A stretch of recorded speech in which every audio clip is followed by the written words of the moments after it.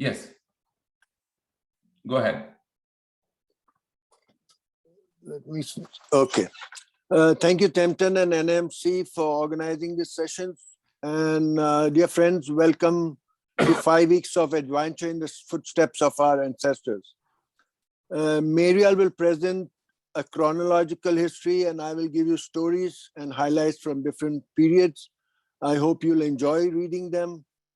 Please make it a point to read the material that we send you every week, because we won't have enough time to present all that over here. As you know, history is written by the victors, and our history in the last 2000 years has been written by our adversaries. Certain claims have been made and we have believed them. Why? Because scholars have told us so. My effort here is to dispel some of the myths. To do that, I've taken direct quotes from the most ancient book available, namely the History of Tabari, written in Arabic in the early days of Islam, and there is no older history book on the subject than Tabari. The Arabs burnt our books and they were proudly illiterate, as vouched by Ibn Khaldun. But today they stand on the shoulders of Iranian scholars armed with Zoroastrian science and shamelessly claim it as Islamic science because the Iranians were forced to write in Arabic. Now let me give you an example of how vested interests manipulate the truth to produce a narrative that they require. To do that, I will go to no other than the Bible. It is common knowledge that Adam and Eve ate an apple and so were driven out of paradise. If you read the Bible, there is no apple in it. Adam and Eve ate from the tree of knowledge and got kicked out of paradise. Another example is with regard to the Magi's. We are told that there are 3 wise men. That is again not true. They were Magi's and the number is not mentioned in the Bible. Why have they manipulated this? Because they want to draw your attention away from the 3 gifts. They have succeeded. Everyone is speculating who these 3 Magi's are. And many books have been written. They have been shown as from Africa, from Europe, from Persia. But nothing has been written about the 3 gifts. So they have succeeded in drawing attention towards the 3 wise men. And so if they had said Magi, everybody knew what a Magi is, and they're Persians, and the story is over. And then they would go for the 3 gifts. But by manipulating it, everyone is concentrating on who the Magi's are. Then again, there is another thing that has come up. They say that we are told that the wise men went in search of a Messiah. But the Bible says that where is the one who is born King of the Jews? So the wise men were looking for the King of the Jews that was born. They were looking for a politician. They wanted to make a regime change. So let's be seekers and not believers of what we hear. Let us use all our 5 senses, not just a sense of hearing. So now I give the floor to Maria, who will present his part, and then I will give you a summary of some of the stories that has happened during this period. And then we'll have a question and answer session where we can discuss all the points that you raise. So Maria, please. Thank you, Fariborz. And thank you, Tempton, Bomi. Thank you for your efforts and for putting this program together. I think it's going to be interesting for the next few weeks. So without much further ado, Fariborz and I welcome you all to the first week of the NAMC course, Zoroastrians in Post-Sassanian Iran. For the next few weeks, we shall take you on a journey into the past to explore the fate of our Zoroastrian ancestors under different Islamic regimes. Now, it is imperative to understand the causes of the decline of the Sassanian Empire, as well as the other Muslim dynasties that ruled over Iran for centuries. What will emerge from our studies is that the downfall of different reigns was a result of internal conflicts, uprisings, and malaise within the ruling class. External forces then availed themselves to usurp power, becoming new monarchies. Abraham Lincoln's famous adage, "A house divided against itself cannot stand," rings loud and clear in history.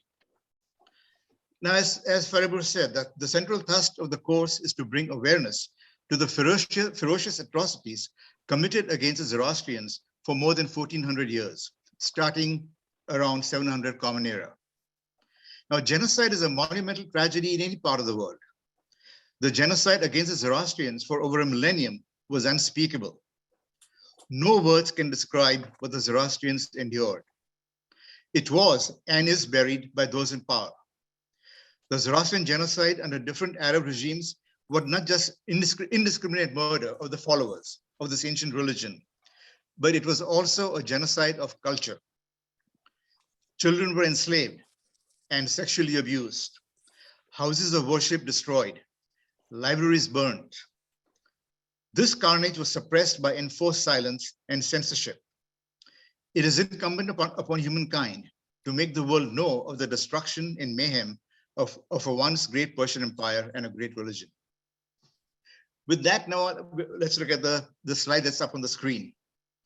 Now, as I said, to grasp the causes of the downfall of the Sassanian Empire, we begin with Alexander's defeat of Achaemenid Persia under Darius III. Alexander, before his death, did not nominate a successor. And upon his death in 323 BCE, before Common Era, his generals fought for succession. Seleucus Nicator I prevailed, establishing the Seleucid dynasty in around 312 before Common Era. During this period, there was another Persian nomadic tribe called the Parni, and they invaded the ancient satrapy Parthia. Arshak or Arsaces, they're the same person. Arsaces, a Parni chieftain, overcame the Seleucid satrapy, establishing the Arsacid or Parthian dynasty in 247 BCE. Can we go to the next slide, Timton? Okay, this shows, now I don't know if you can, you probably can't see my cursor, but anyway, this, the red bordered area is the Achaemenid Empire. And I'm just showing where Parthia was. And now, so the Parthians were part of the Achaemenid Empire, and they did practice the Zoroastrian religion. Next slide, Timton. Okay, so now in the 3rd century before Common Era, the Parthians gained independence from the Seleucids. Seleucid power began to weaken under Antiochus III, a later Seleucid king, due to conflicts with the emerging Roman Republic. The Parthians took advantage, bringing an end to the Seleucid Empire. It wasn't quite the end at that time, it was a great weakening of the Seleucid Empire.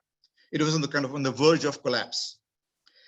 Now, under the Parthians, the Zoroastrian religion once again became the dominant religion of Persia. However, and even in the Seleucid era, Zoroastrianism was practiced widely. It was not that the Seleucids suppressed Zoroastrian religion, because the majority of the population was of the Achaemenid, from the Achaemenid dynasty, and there were Zoroastrians.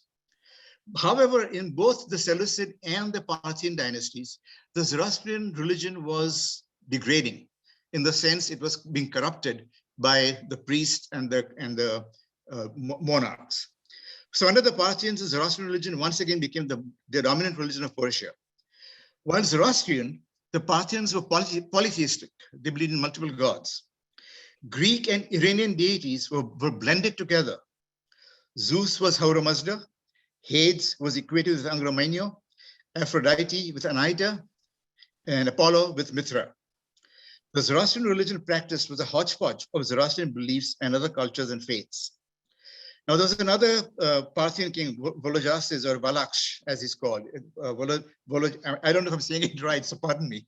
Vologases I, he encouraged the Magi priests, sponsoring the compilation of whatever survived of the Avesta and the Zand. Now, Fariborz mentioned the Magi, but that was in a different context. The Magi over here, it's a very interesting history. And if we have time and there's interest, we can cover it, but this is not part of the course. So I'm just going to leave it at that for now. And if there's an interest, we can certainly talk about that later on. Now, at the same time, Rome was beginning to pose a threat for the Seleucids. The Parthians attempted to form an alliance with Rome to no avail. At the same time, there were Arabic tribes that are flourishing in the south. Tempton, next slide. Okay, so this shows the Seleucid Empire. And the yellow portion is where Arsaces established the Parthian Empire. And then later on, they moved westward into the Seleucid Empire, taking over the Seleucids and making it the Parthian Empire. And as you can see, below the Seleucid Empire are the Arabian tribes. So the Arabian tribes, the Arabs, were neighbors of the Seleucids, or Persia in short. So they were, their territory was butting against the Seleucid territories. Next slide. Okay, this shows just very quickly the Parthian territory. You can see the kingdom of the Arsacids. It says over here where the red arrow is. And this pink area is Anatolia. That's what the Romans took back from the Seleucids because it was their territory before. And Cyrus the Great had conquered that part. But now the Romans again, they became strong and took Anatolia away from the Seleucids. Next slide. Now the Parthians and Romans aligned themselves with different Bedouin tribes. The Bedouins are the Arabs. There was a Bedouins are nomads. So there were the nomadic tribes of Arabia. And so the Romans and the Parthians, they became friends with different sections of the Bedouins. Around the 3rd century Common Era, Papak, a descendant of the house of Sassan, seized power from a Parthian king, Adarban V, giving his son Ardeshir I the reins to a new dynasty, the Sassanian dynasty, established in 224 Common Era.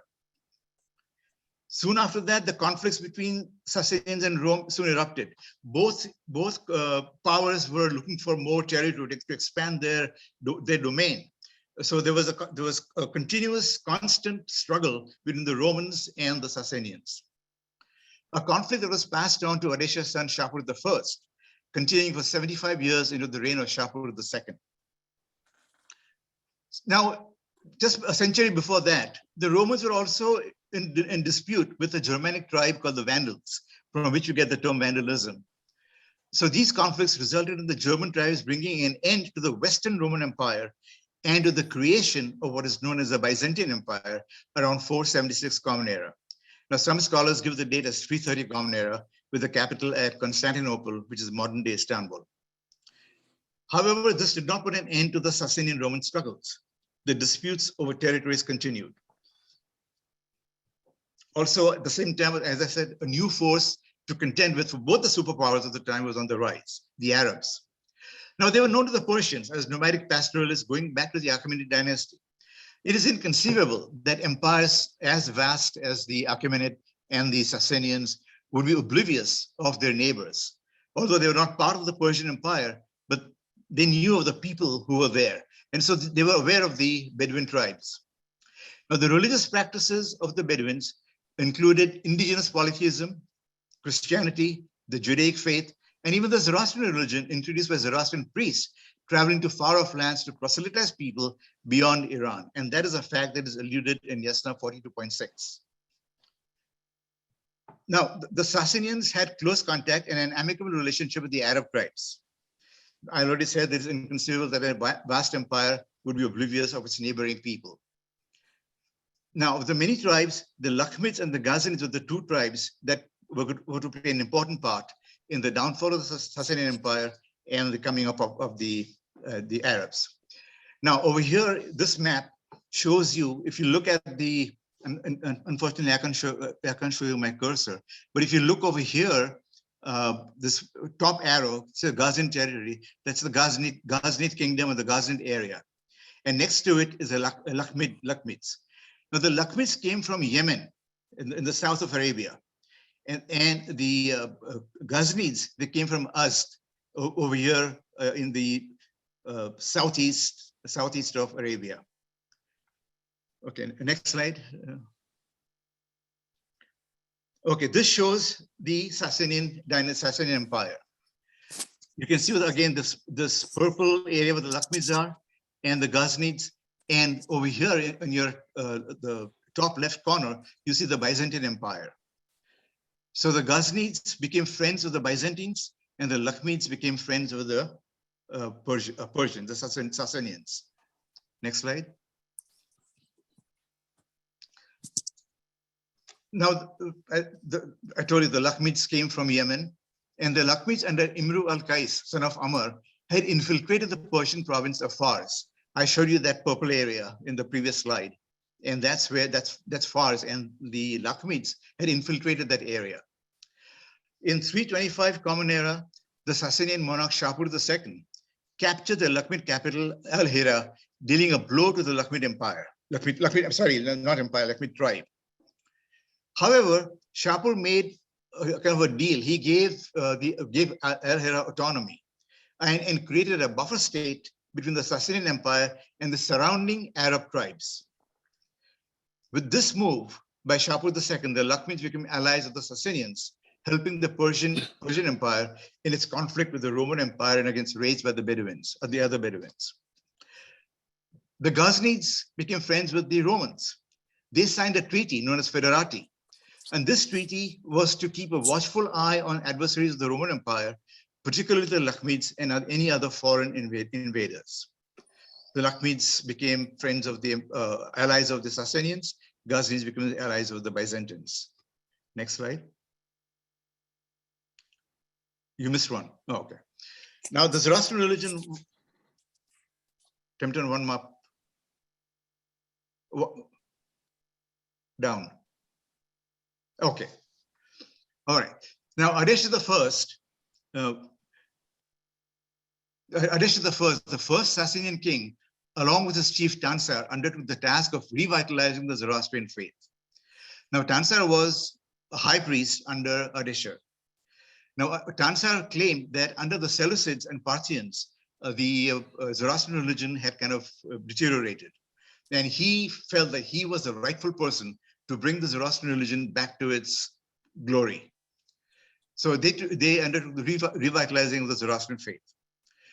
Also, under Shapur I, there was another high priest, Qurtar. Some say Qurtar, they're the same person.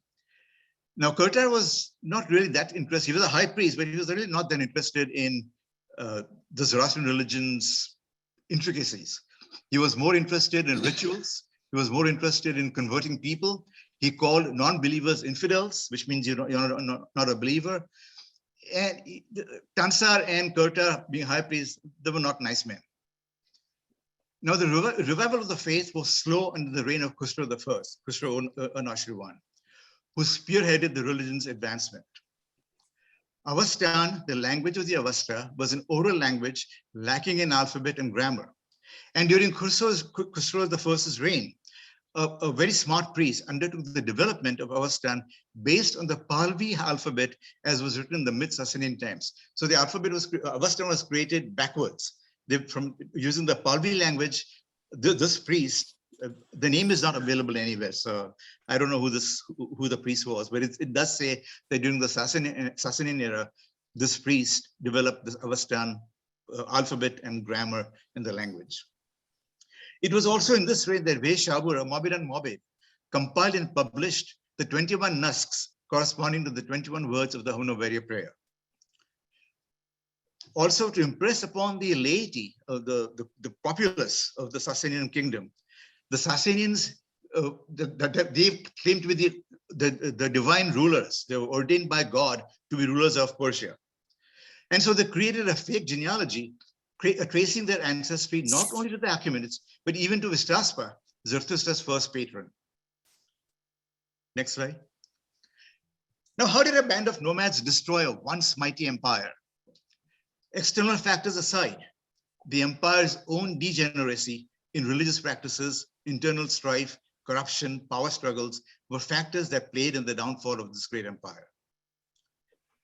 Corruption of Zarathustra's corruption of Zarathustra's founding principles was the core of the empire's downfall. Now, there was another group of nomads, the Hephthalites, also known as White Huns. They were on the northeastern front of Persia from the 5th century Common Era to the 8th century Common Era. The Hephthalites were on the offensive against Persia during the reign of Yazdegerd II. Yazdegerd II died in 457 without naming an heir to the Sassanian throne. He entrusted the kingdom to Murazban, and Murazbans were military commanders in charge of border provinces. Soon after, a civil war ensued, and Hormuz III, son of Yazdegerd, declared himself king. Now, this is just showing the Hephthalites. So the Hephthalites in the northeast corner of the Sassanian Empire, and the Hephthalites were infiltrating, and yes, exactly, thank you, were coming into the Sassanian territory. Next slide. Now, Hormuz III's younger brother, Firoz I, felt he was the rightful heir, and he sought revenge with the help of his father's adversaries, the Hephthalites, overthrowing his brother and claiming the Sassanian monarchy. Disagreements between Firoz I and the Hephthalites erupted with the defeat of Firoz I. The Hephthalites demanded reparations from Firoz, who was unable to make the payments. So he gave his son Qhadisiyeh I as hostage to the Hephthalites. And to collect money for the reparations that the Hephthalites demanded, Firoz I imposed a heavy poll tax on his citizens, sowing discontent among the masses. Around the same time, around 400 Common Era, a Zoroastrian priest named Mazdaki Bamdad, he initiated a movement called the Mazdakite movement. He called this a purified version of the Zoroastrian religion, claiming to give a true interpretation of the Avesta. It was not so.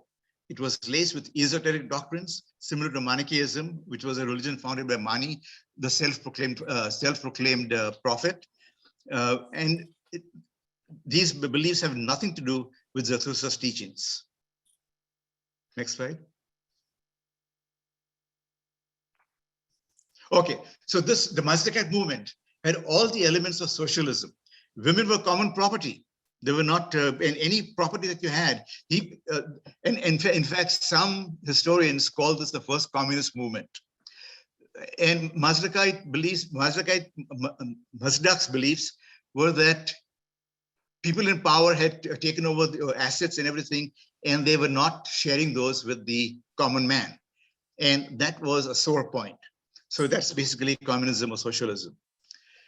Independent of the Mazdakites, the Hephthalites bore a similar ideology. They also felt that everything was common. No one person should have all the wealth or the power and everything. So he also believed in the equality of the masses. Qhadisiyeh I had grown up as a hostage among the Hephthalites, and so he readily embraced Mazdak's line of thinking when he sat on the Persian throne. The nobility and the Zoroastrian clergy, they were not happy with Mazdak's ideology. And so they deposed Qhadisiyeh I, handing over the monarchy to his brother Jamas. Qhadisiyeh I, again with the help of the Hephthalites, regained the throne and executed all the nobles who had deposed him. Qhadisiyeh soon fell out of favor with Mazdak and had the charlatan priest killed by his son Khusro I. Now, Hormuz IV was son of Khusro I, and he attacked the Sassanian territories. The Turkish people attacked the Sassanian territories, violating a treaty signed with Khusro I. Hormuz had a very able military general, a chief, Bahram Shobin, who was tasked to regain the Sassanian province. Shobin was a military genius, and he succeeded in that commission, invoking Hormuz IV's envy, which led to Shobin's humiliation by Hormuz. Shobin reacted, and he revolted against the Sassanian capital, proclaimed himself king. Because of Shobin's successes with the Byzantines, the Turks, and the Hephthalites, Shobin declared himself to be Bahram Varzavand, the fabled savior of the Zoroastrian faith. Khusro II, son of Hormuz IV, sat on the Sassanian throne in 591 Common Era. In 600, Khusro imprisoned and executed Al-Numan III, king of the Lakhmids. That was a bad move. That was, you can say, the beginning of the fall of the Sassanian Empire. This left Persia vulnerable to the Arab conquest a few years later. The move on the part of Khosrow II was ominous for the Sassanians, as this exacerbated the Arab resolve to conquer the neighboring lands. Power struggles and deceit, as I mentioned in the beginning, were the cause of the fall of the Sassanian Empire.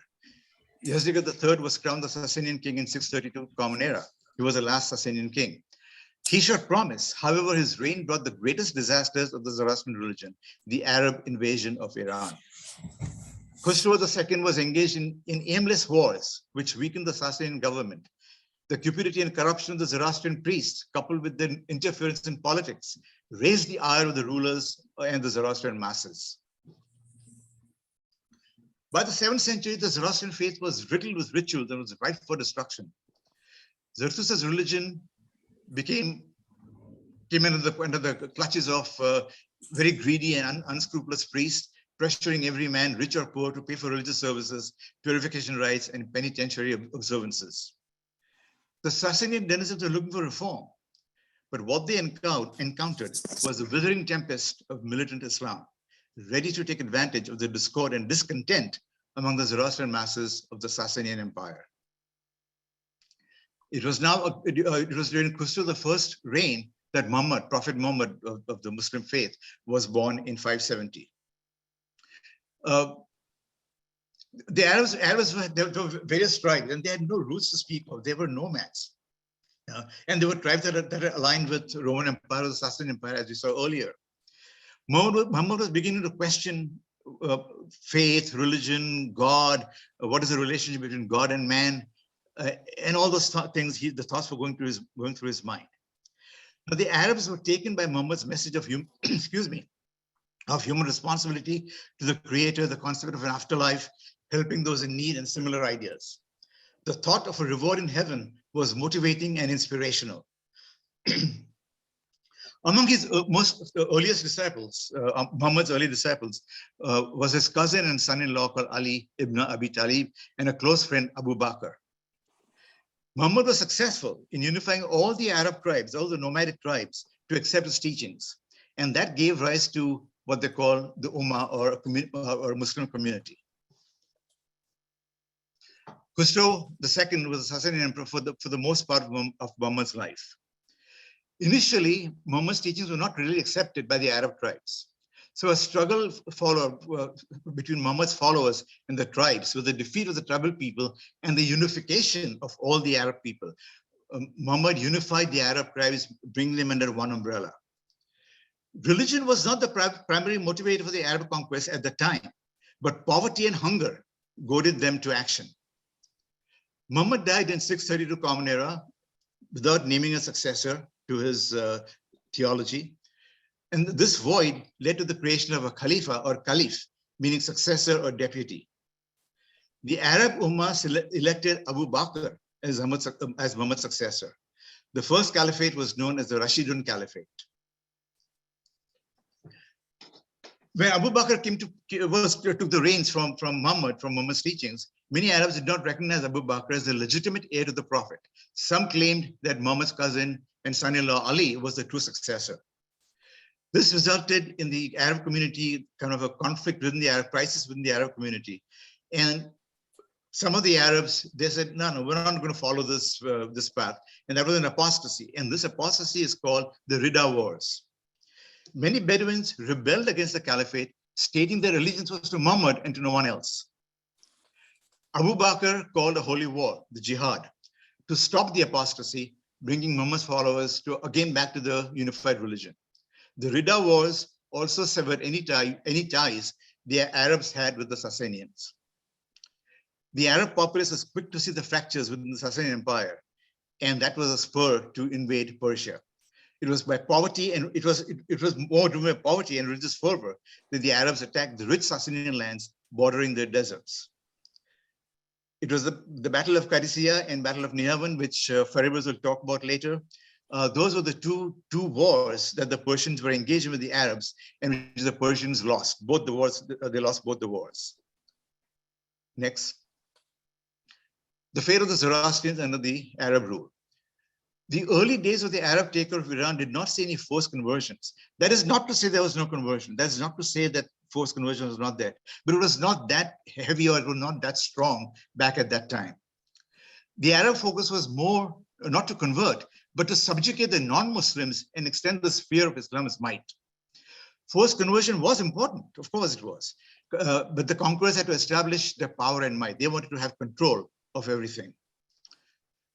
The Zoroastrians were viewed as infidels, being non-believers by the new masters. All non-Muslims had to pay a tax, a jizya tax, if they wanted to practice their own religion. For the Christians, for the Jews, for the Buddhists, for the Zoroastrians, if you paid a tax, you were free to practice the religion of your choice. Now, many Zoroastrians, to escape the tax, voluntarily converted to escape the tax. Many Zoroastrians also felt that Islam was less restrictive at the time, with less injunctions and emphasis on rituals instituted by the Zoroastrian priests of the Sassanian era. The Zoroastrians, of course, were not free from ridicule and harassment with the Arabs. There's no question about that. There was a lot of atrocities committed even back in those days. And it got worse over time, as we'll see in the next few weeks. Muslim attempts to convert the Zoroastrians to the faith was by no means in abeyance. The conversion was ongoing. Cities where Arab governors were resided, and Arab governors were kind of at a distance from the central government. And so they were more forceful and they were more, they pressured the Zoroastrians more to conversion. They harassed them greater than even the main body, the head body did. Many Zoroastrians resented the unprovoked conquest of their homeland, of Iran. New laws were instituted by the Arabs as the subject people. There were different laws that came up. Jews, Christians, Sabians, that is an ancient Jewish sect, were termed dhimmis, meaning people of the book, but not people of the religion of truth. The Zoroastrians were actually not considered dhimmi, but they were given dhimmi status only because of the large numbers. At that time, the Zoroastrian population was still pretty large. The dhimmis had one of the three choices: death, you convert to Islam, or you pay the jizya tax. The Zoroastrian kusti was an object of derision for the Muslim tax collectors, who ripped the sacred thread of the Zoroastrians and they tied it around the neck, and they did all kinds of funky stuff to humiliate and berate the Zoroastrians. And that's the last slide. And we can now, Faribos can say a few things. So let's Faribos. Okay. Now, I will add just one thing that during the reign of the Sassanian, there were 7 very important Parthian governors and generals that used to take part in the Sassanian Empire. They were either governors or generals, and they were very important.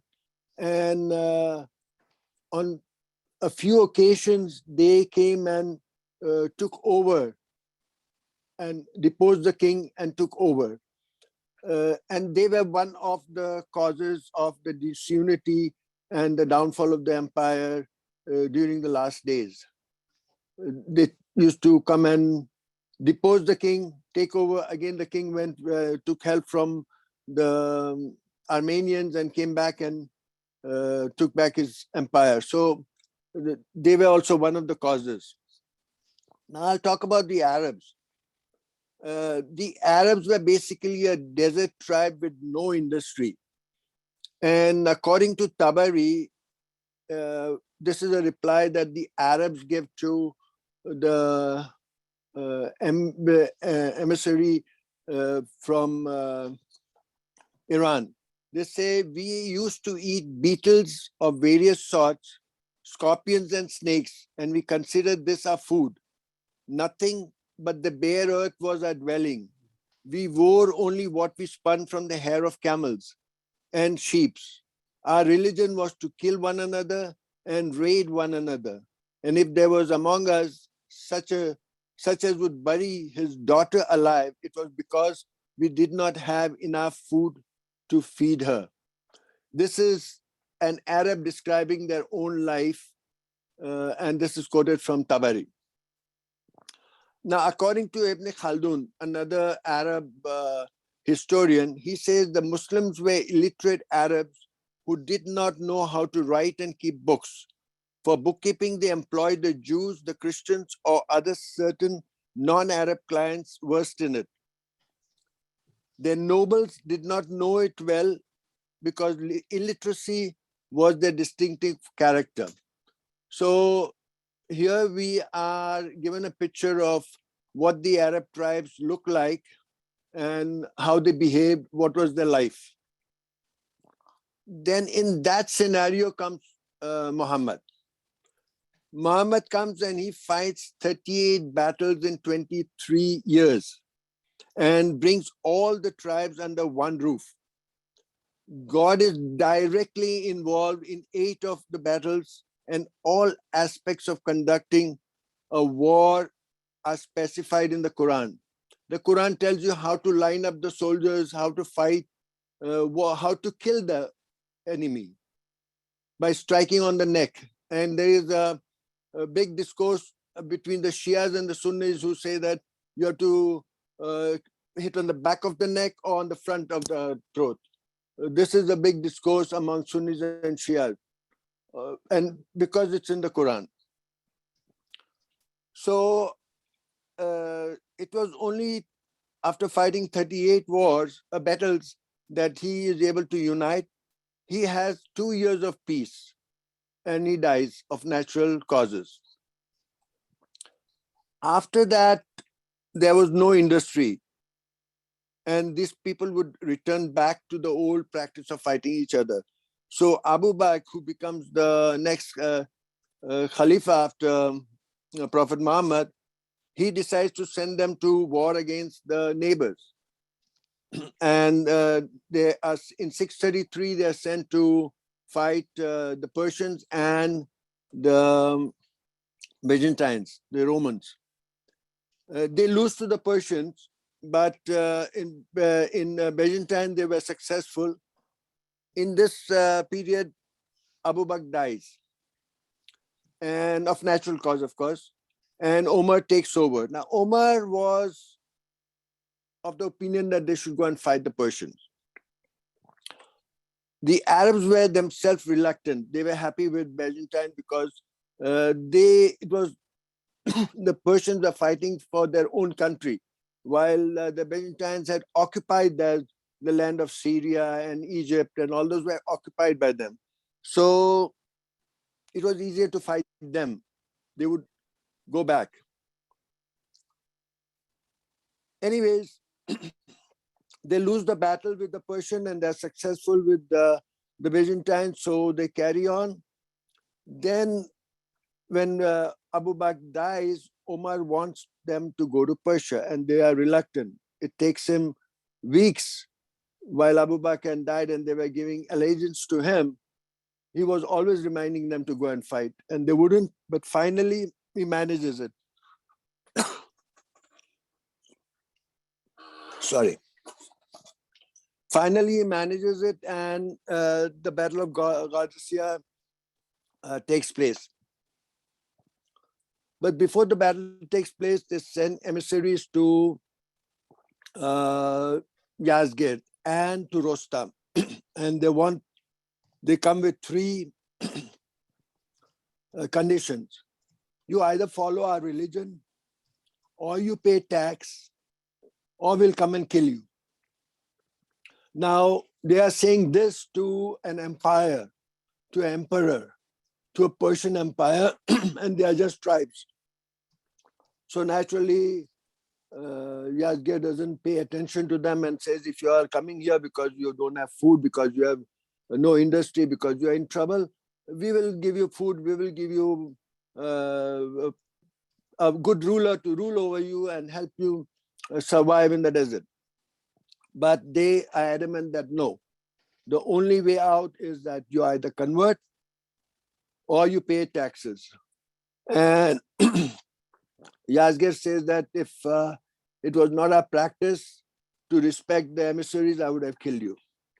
They are sent back. They were not expecting any fight from them, and they were going about their own thing when all of a sudden they come and gather around Qhadisiyeh, and the message goes out to Yazgir, and Yazgir sends Rostam with his army, and they come and settle down in the fields of Qhadisiyeh, waiting to see what will happen. When the Arabs attack the Persians, this is what happens, and this is what they say. They moved towards the Persians and fought them with swords, but they saw that the swords had no effect on the Persian armor made of iron, and they retreated. Humayya, the commander, said, "What is the matter with you?" And they replied, "The weapons do not penetrate them." So they could not fight the armor of the Persians, and they felt lost. But Omar encourages them. They say that even if you get killed, you'll go to heaven. So go ahead. This life is short. This is nothing over here. The next life is important. Go ahead. Then on the third day, it was a 3-day war basically. On the third day, a dust storm comes up, blowing towards the Persians. The Arabs had an advantage with their backs to the storm. Some make their way towards Rostam, the commander, who was on an elephant directing the army. They managed to dislodge the canopy above Rostam's head, and Rostam's fall from the elephant. They managed to kill him. They captured the Darafsh-e-Qaviyan, our famous flag. That brings about the defeat of the Persians in the War of Qhadisiyeh. Without a leader, the army is lost. They retreat. Many are slaughtered. The Arabs acquire a lot of equipment and armor, which they used in the war of Nahavand in 637. Just like the Taliban got $85 billion, million dollars, whatever, of armory, the Arabs in Qhadisiyeh managed to get all the armor that the Persian had to leave if they wanted to flee. And that is what they used in Nahavand. Now, the flag of Darafsh-e-Qaviyan, which they captured, the guy that captured it got 30,000 dirhams as a gift for having taken the flag. But Tabari says that that flag was worth millions of dirhams because it had rubies and diamonds on it.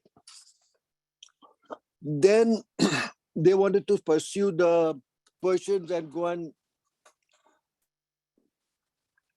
continue the fight, but Omar tells them, "No, I don't want you to go any further.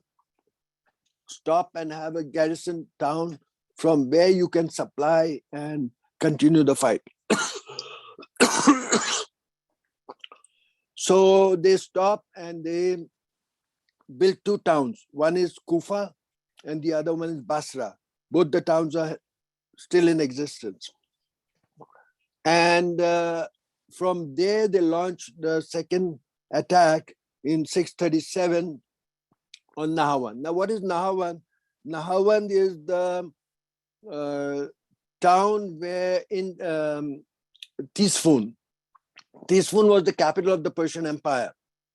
And this was a town surrounding that, and the palace of Yazgid was in Nahavand. It was a fort, and the palace was in the middle of the fort. The Arabs surround that fort, and there are constant fights. But after 3 days, Yazgid, for some reason, decides to take his army and move out. He leaves a small garrison to fight the Arabs and keep them busy, and he goes away with his main army. After a couple of days of more fight, the Arabs managed to enter the fort from some weak point. And when they go in, they say that there's not many, they kill all the soldiers to the last person. Just a couple are able to survive and flee. And they get all the booties that were in the palace. They destroy everything, take everything away, share it between themselves. And they find a carpet, which Tabari says it was 60 by 60 cubits. That is about 100 feet by 100 feet. Huge thing. It was in the central hall. they decide to send that to Medina for Omar. When it goes to Omar, he distributes it among the Arabs in Medina by cutting it into pieces. So 100 by 100 feet carpet is cut into pieces and distributed between the Arabs in Medina.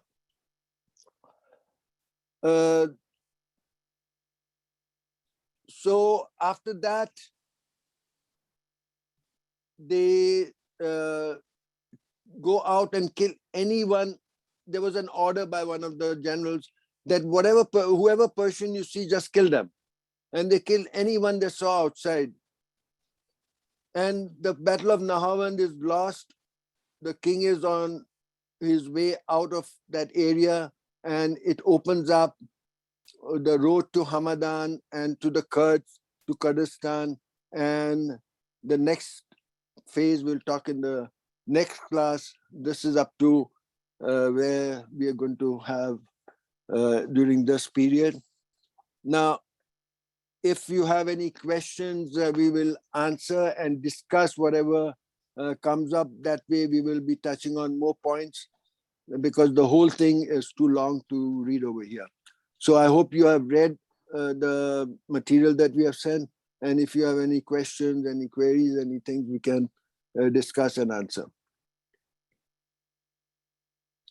So I think anyone who wants to ask a question can unmute themselves. And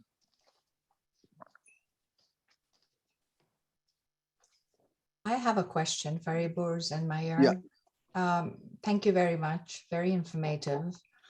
I'm just curious, during the Sassanian times, you mentioned about the Avestan language, which is an oral language. And based on in Pahlavi alphabet, they kind of put everything together in script, in books and everything, because it is my understanding that there was a revival of a lot of our scriptures during the Sassanian times. Would you be able to elaborate a little bit about that, the language? I'm a little confused.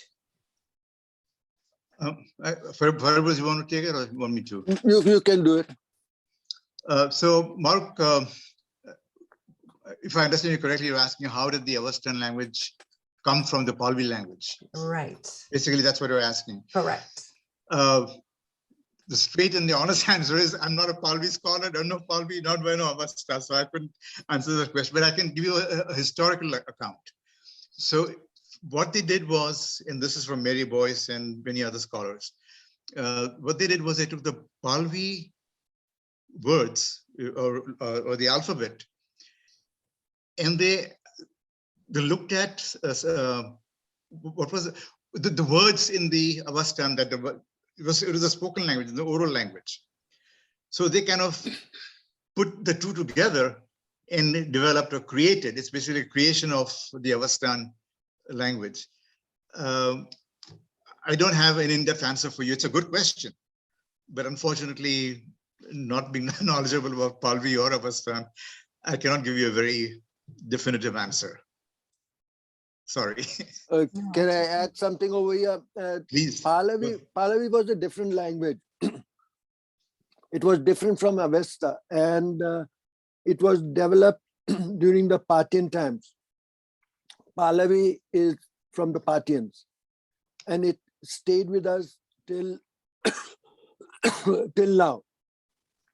Avestan was not spoken even during the time of Cyrus the Great. But because they were in poetic forms, they were memorized and they were kept. And today we know that, at least as far as the Gathas is concerned, it is different from the rest of the Avesta because it's an older language.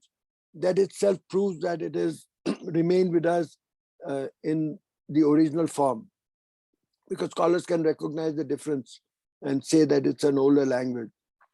Then in the Sassanian times, they developed the Din Dabire script, which is very powerful in noting all the sounds that you can create.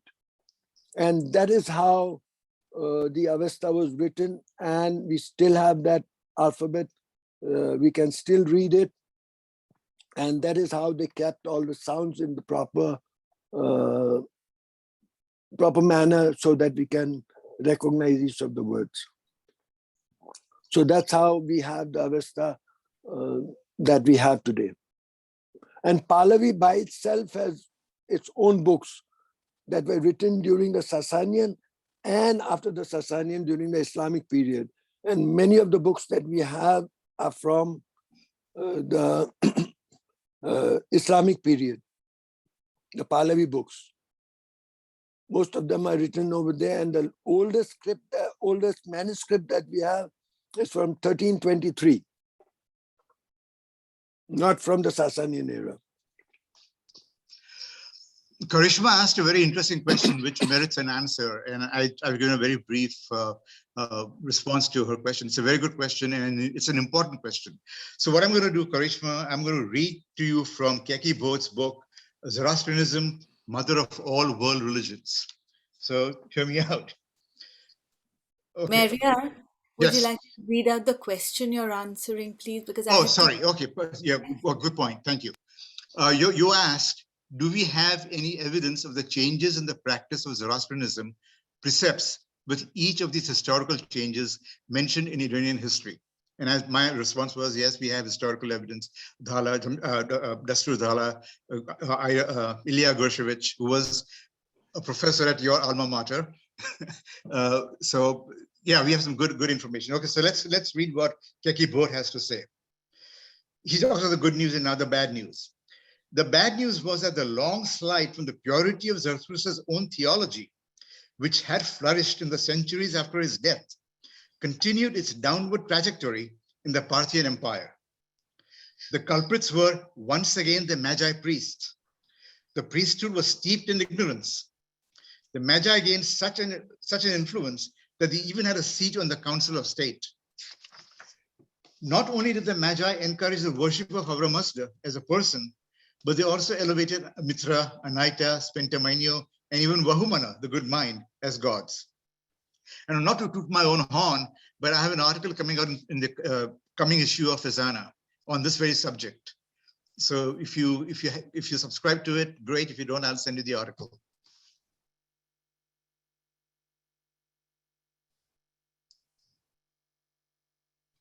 Send the article. Please do send me the article. Thank you very much, Mary. Certainly will do. It'll be a couple of weeks before it comes out. I'm waiting for the Fazana issue to be published and printed, etc., etc. So thank you very much. Pleasure. Cyrus Mir, Fariborz, I think that's a question for you to answer, perhaps. Yeah. It says that did Rustam miscalculate the capabilities of the Arab armies? It sounds strange to me that the same tribes that defeated the Byzantine would have surely encountered an armored. Okay. Now the thing is that, of course, they underestimated the Arabs in the sense that they knew them as a tribe who were in the desert. They had nothing to eat. They were not something that they were afraid of. And as it is said in Tabari, most of the time the bordering Marzban, the keepers of the border, were able to handle them. Now that they had come, again, they were not well armed. They didn't even have logistics. They didn't have food with them. They raided the Persian farms and outlying areas and collected their food during their stay in Qhadisiyeh before the war was to begin. They went and captured the sheep and goats of the farmers. And the accounts have been put over there in Tabari's book, how they managed to get the food. So they were not really an army. They were just guerrilla warfare that they fought. And the thing that helped them was the storm, the sandstorm that came right into the face of the Persian army, and they had the backs to it. they managed to kill Rostam by throwing him off the elephant, by breaking his canopy over his head. And that was the downfall of the army. It was an army which was very, so to say, organized. And when the head of the organization fell, the whole army was sort of without any direction. They lost heart, and that was the end of it. Karishma had a question. She raised her hand. The question I wanted to pose, thank you very much, Maria. Thank you, Fariborz Jan. The question is about the gahambars. So if there was a resource that somebody could take from, does it indicate that grain was being stored in preparation for the gahambars so that it could be then shared with people? So was there an organized method of depositing and then sharing with the people? Thank you. That is, I'm asking about the concept of practicing Zoroastrianism. I'm sure the practice was there. I have not come across anything that says the preparations that went into before the Gambars came. So I would imagine, given the ideology behind the Gambars, to first of all to socialize as a community, and then of course also to share your food and your quote unquote assets, if you will, with the populace. So I would not be surprised, but I have not come across anything very specific to answer the question that you asked. Thank you, Maria. What I will do is, it's an important question. You ask good questions. I will do some research. I will see if I can find something, and we will maybe discuss next time, or I'll send it to you. I would like to add something over here. If you look at the Gambars were not something which was initiated. It was something which was initiated when we lived in Aryanaveja, because two of the Gambars, if you look at the names indicate the time when they have to be celebrated. They were from the period when we were in Aryanaveja, in the Arctic, where there were 2 seasons. And those 2 Gambars were for those 2 seasons, the middle of summer. When you go and have a look, it's the middle of summer in the Arctics. And when you have a look at the beginning of the coming of winter, it is in the month of Aban. That is when the winter in the Arctic starts. So those 2 Gambars were there. When we came down to the tropical area, we added 4 for the 4 new seasons that we had, but we were happy and fun-loving people. We didn't give up those 2 Gambars. So we have 6 Gambars now. But if you look at the names and you try to find out the time, you will see that 2 of the Gambars pertain to the Arctic season, 4 of the Gambars pertain to the tropical season. So to say that things have not changed, it's there has been influences all throughout, and today we celebrate it more as a solemn, and we remember the dead and we pray for the dead, especially in Iran. They go to the old house where their grandfather lived and they pray over there. The Gambars are done for that house. So it's become more of a religious, a solemn ceremony, especially during the Arab invasion, when so many people were killed. It became a celebration of the dead. So it has evolved all throughout, according to me. And we can go and look back and see how and when every time it changed, but it has changed for sure. Thank you, Fariborz Jan, and thank you, Maria. Welcome. Keki has some question. Yeah, I have a doubt. What I understand is Muhammad and the caliphates were greatly assisted by their God Allah and the Quran in their wars against the Persian. Why did Auramazda not help the Sassanians in their efforts to win those wars? Exactly. That is what the Arabs, and that is what, when you personify a god, happens. If you see what Herodotus has rightly said, the god of the Persians was not anthropomorphic. He was not human-like, but the gods of everyone else is human-like. And if you read the Quran, you will see that in every step of the war, there is the angel Gabriel coming and telling Muhammad what to do, how to line up his army, how to cut the throat of the enemy. Everything has been told by God. Now, if you believe that that God is such a God that would teach you how to kill people, you're welcome to have asked our Mazda to come and do the same thing. But I think this is all what people think of God. It's not the real God that See, is doing all this thing.